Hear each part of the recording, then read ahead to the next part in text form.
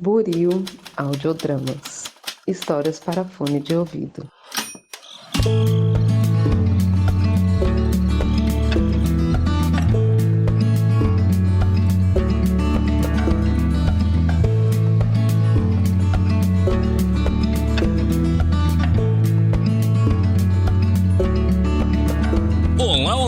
Pra você que acaba de sintonizar em mais um episódio aqui da Rádio Oslo, seja mais uma vez muito bem-vindo. Eu sou o Thiago, vulgo James, e hoje irei apresentar mais um 5 coisas. Desta vez com 5 motivos para ver e rever a série Ted Lasso. Sim, rapaz, iremos falar dessa série da Apple TV que é tão hypada, tão incrível, tão emocionante, tão premiada, tão... Ai meu Deus, que quentinho no coração após o final de um dia tão cansativo. E a ideia de falar dessa série no formato 5 coisas é justamente porque nós aqui da Rádio Oslo pensamos de tanto chamar o público que ainda não assistiu, como também agraciar as pessoas que já viram e querem ouvir nós daqui da Rádio Oslo comentando sobre Ted Lasso. Quem sabe não dá até aquela vontade de ver de novo. Só lembrando para os desavisados de plantão e eventuais esquecidos que essa série está disponível no Apple TV, possui 3 temporadas, sendo que a primeira conta com 10 episódios e as outras 2 com 12 episódios cada uma. Pronto, informações importantes muitíssimo bem informadas. Bora agora então pro episódio de hoje. DJ, suba a trilha, por favorzinho.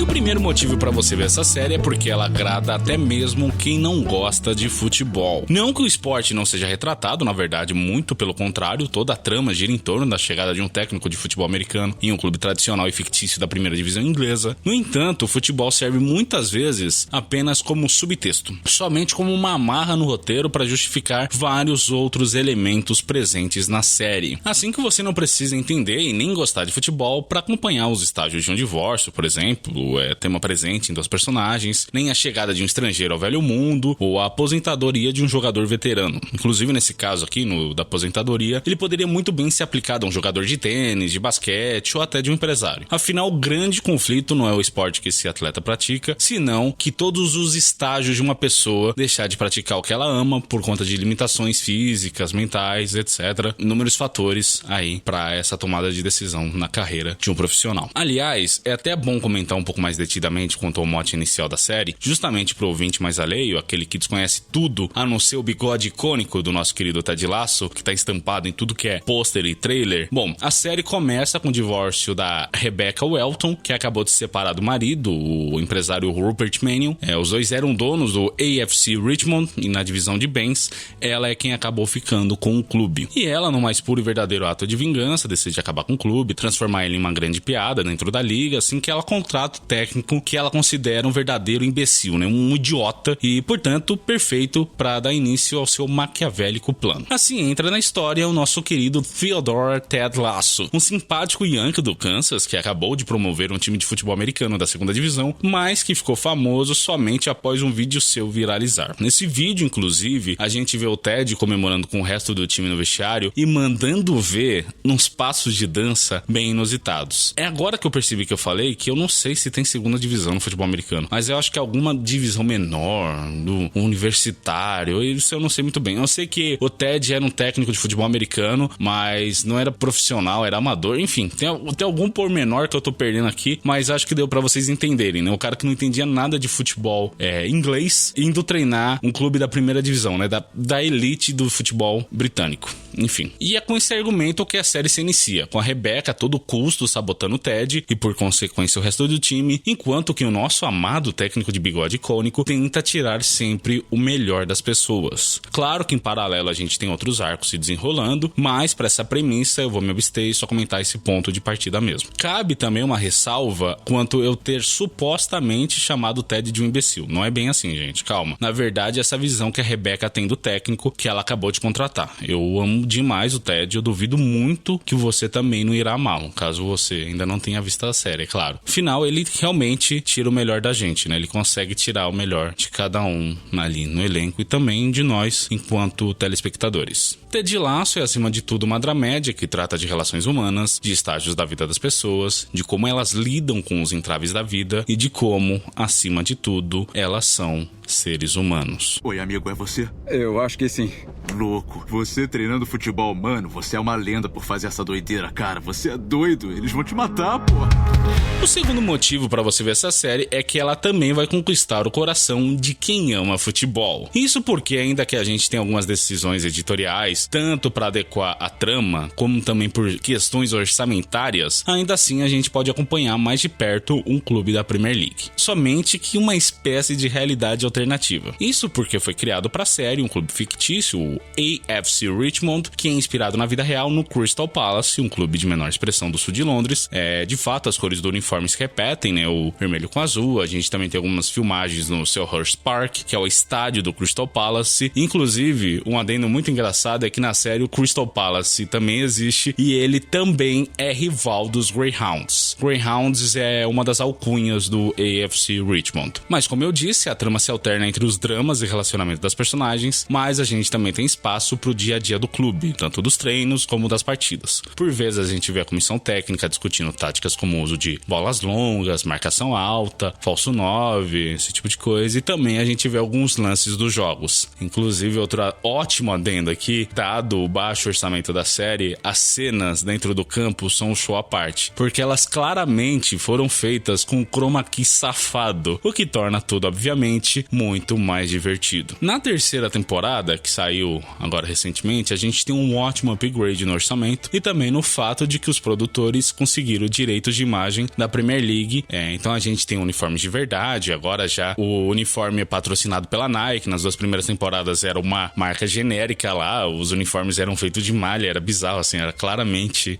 de baixo orçamento. Tipo, tem camisas da Shopee que são bem melhores do que o pessoal usava, não querendo desmerecer as camisas da Shopee, eles fazem uns produtos incríveis, realmente. Eu só tenho camisa da Shopee, gosto bastante, mas enfim, é muito engraçado você ver essa mudança das duas primeiras temporadas pra terceira, assim, de repente tá Nike, eles têm todo o material esportivo, enquanto que no começo era tudo muito chinfrim, depois fica realmente profissional, sabe? E também, como eles conseguiram os direitos de imagem, a gente tem finalmente partidas em outros estádios do que só o Nelson Road. Nelson Road é o nome que eles deram pro estádio fictício do UFC Richmond, que na vida real é o Selhurst Park, né? Mas quando é o Nelson Road, tem a identidade visual do UFC Richmond, né? Na arquibancada, nas promos, etc. É assim que a gente consegue, por fim, ver de pertinho o London Stadium, que é o estádio do West Ham, o Emirates Stadium, o estádio do Arsenal, o Etihad Stadium, que é do Manchester City, e, é claro, o Old Trafford, o Teatro dos Sonhos, que é do Manchester United. O que tá fazendo é irresponsável. Esse clube significa muito pra essa cidade. Acha que eu não vejo isso todos os dias nas ruas? Fala sério! Eu acho que o que importa é abraçar a mudança. São do mesmo time! Ter coragem. O terceiro motivo para você ver essa série é, obviamente, o elenco. Não que essa série esteja recheada de grandes medalhões da TV, na verdade, muito pelo contrário, a gente tem uma série de ilustres desconhecidos, mas se lhes falta fama, eles compensam com talento. Os maiores nomes presentes na série, ao meu ver, são o Jason Sudeikis e a Hannah Waddingham. O Jason já teve no Família do Bagulho, ele se parece bastante com o Ed Helms, inclusive, o Ed Helms é aquele cara do CBB, no caso, que fez a tatuagem do Mike Tyson. E ele também tá presente no The Office. Ele é o Andrew Bernard Dog. Que cara insuportável. Mas enfim, muita gente confunde os dois. Inclusive, quando vi Família do Bagulho, eu achei que aquele efeito Chapolin, sabe? Que o Ed Helms e o Jason Sudeikis, eles estão na mesma cena. E eu achei que, tipo, era só o mesmo ator fingindo que eram duas pessoas diferentes. Depois eu fui descobrir que não, que eram dois atores. Inclusive, o Jason Sudeikis é muito louco o upgrade que ele deu, porque no Família do Bagulho, no Jogo de Amor em Las Vegas, acho que esse é o nome do filme. Cara, que diferença de personagem personagem aqui, ele parece uma pessoa completamente diferente e é muito incrível porque ele atua muito bem. É absurdo, realmente, assim, o nível de carisma que ele tem, a sinceridade que ele tem com as pessoas. Ele é tratado como idiota no começo porque ele é muito simpático, ele é muito bacana, ele é muito gentil com as pessoas. Isso causa uma estranheza, né? Os britânicos têm um quê de frieza britânica, né? E ele chega pra quebrar o gelo e ele tem umas ótimas técnicas de fazer isso. E é incrível, assim, você se apaixona pelo cara logo de cara. É muito louco. Mas enfim, voltando aqui pra falar dos famosos, né? Junto com o Jason Sudeikis, a gente tem a Hannah Waddingham e ela esteve em Sex Education e Game of Thrones. E você talvez, muito provavelmente, não lembre também desses dois, mas é como eu disse, embora a gente não tenha tanta gente conhecida, eles são muito talentosos. Não demora muito, você já se simpatiza com todo mundo, e não porque eles sejam pessoas certinhas, idealizadas, na real é bem longe disso. Eles fazem cagadas o tempo todo, mas assim, eles se arrependem, pedem desculpas. Você vê realmente uma evolução assim na índole das pessoas. É muito louco, sabe? Você vê elas tomando consciência dos atos e se responsabilizando pelos próprios erros. São vários arcos de redenção, por assim dizer. Não sei se é bem redenção no sentido que a gente tá acostumado, mas no sentido de você ver o amadurecimento das pessoas com o passar das temporadas, sabe? Enfim, é tudo muito amarradinho, tudo muito certinho, de um jeito que a série molda a narrativa de tal forma que tudo fica muito verossímil e crível. Sem falar que, embora a série se centre no Ted Lasso, afinal é ele quem dá o nome da série, a gente tem pouco a pouco outros personagens ganhando cada vez mais tempo de tela, ao ponto de até mesmo o roupeiro do time ter seu próprio arco, e quando aparecer o outro roupeiro, esse também ter sua própria side story. É muito louco. Inclusive, quem não sabe o que é um roupeiro dentro de um time de futebol é o cara meio que faz tudo, assim, ele que cuida da higiene dos uniformes, da faxina, de manter o vestiário limpo e tal, esse tipo de coisa.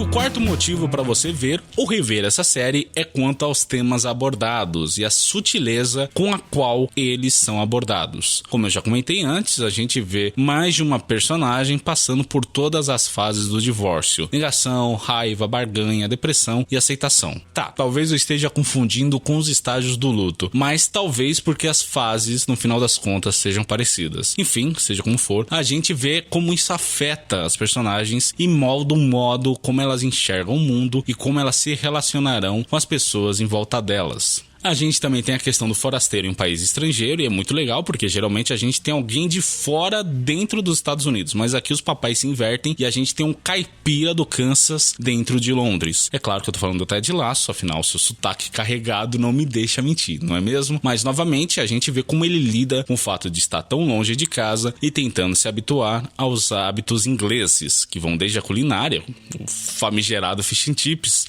água com gás, chá com leite, até mesmo também com as expressões idiomáticas e costumes regionais. Outro ponto importante é com relação à saúde mental. Como isso por vezes é um tabu, é tratado com tanto desrespeito, mas em Ted Lasso esse tema aparece mais uma vez para ser desmistificado e conscientizar a todos nós da importância não só da saúde física, mas também mental. Além disso, outros assuntos de suma importância também são abordados, como machismo, homofobia, racismo, xenofobia, entre outros. O mais lindo disso tudo é a leveza com que a série aborda tudo isso de maneira muito orgânica e natural. Em nenhum momento ela parece estar querendo lacrar, somente dando a seriedade que esses assuntos precisam ser levados, sem nunca pesar no tom.